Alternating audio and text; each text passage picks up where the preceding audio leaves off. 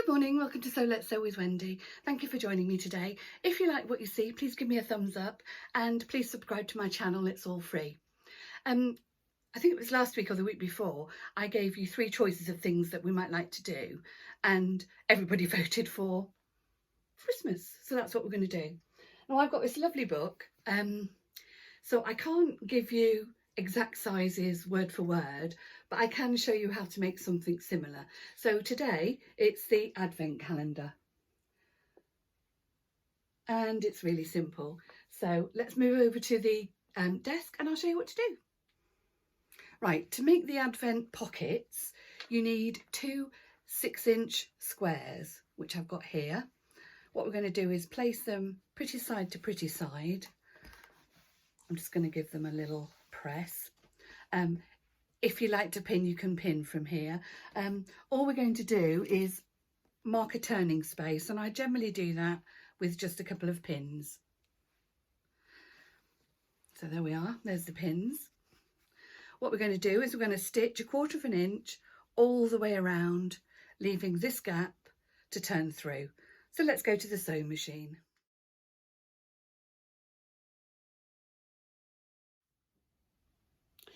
So here we are at the machine, so I'm just going to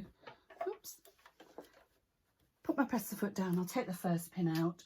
I'm just going to do a couple of stitches and then I'm going to do a back tack. Then go to the corner, make sure my needle's down, pivot.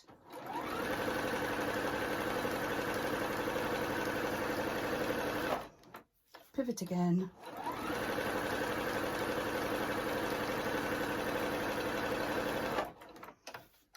And one last time.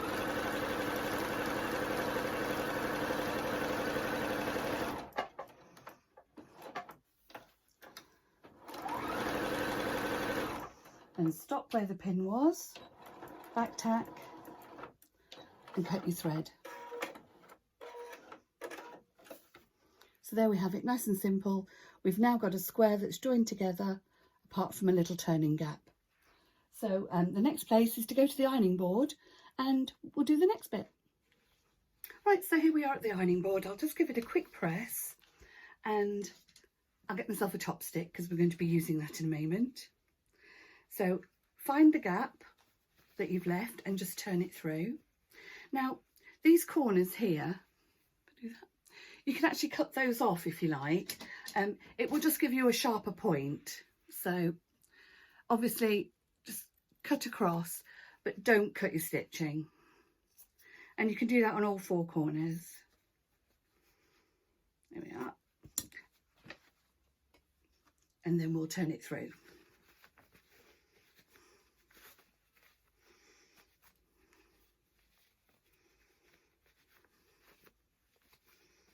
Here we go. Just get your chopstick in to poke it out.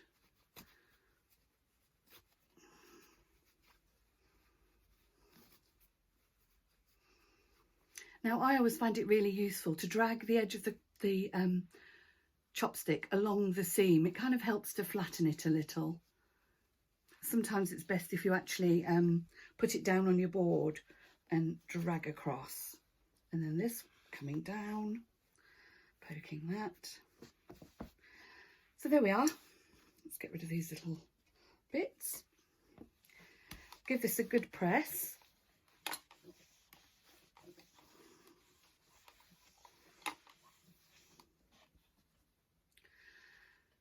Now you could do a little top stitch all the way around the edge. That would be good. And because that would then close your gap.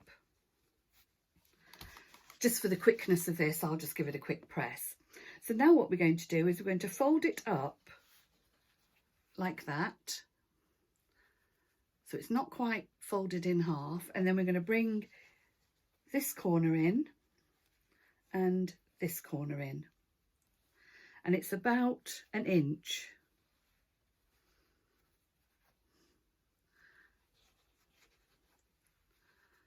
And this is effectively going to make a little pocket. So what I'll do is for God's sake, start again. Right, so here we are. I've turned it through poked the corners out and given it a quick press. Now what you want to do is measure from this corner 4 inches either side, and I've done it with a friction pen, so I'm just going to mark there and there. Now this is where you fold the crease up. So I've measured that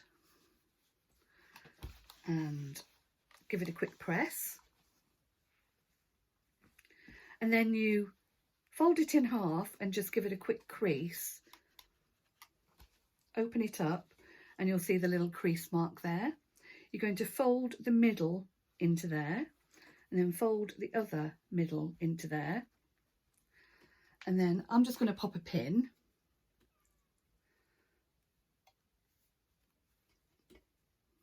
There we go. So you've got the start of a little pocket. So all you would do is just run a stitch along there, and I'll quickly do that and then I'll come back to you. Right, so here we are. There's our little pocket. I've just stitched along the bottom. Now this little triangle that's poking up here, if you just fold that down, and you could maybe secure it with just a little bit of hand sewing, that gives you then quite a sweet little envelope to pop a chocolate or a little treat in.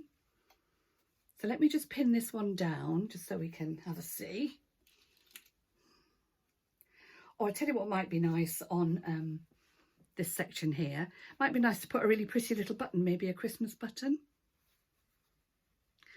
And then all you do is put the number 1, 2, 3 up to 24 on it. You can just hand draw it, you can embroider it, you could get little circles of white fabric and use a marker pen. That would look quite sweet.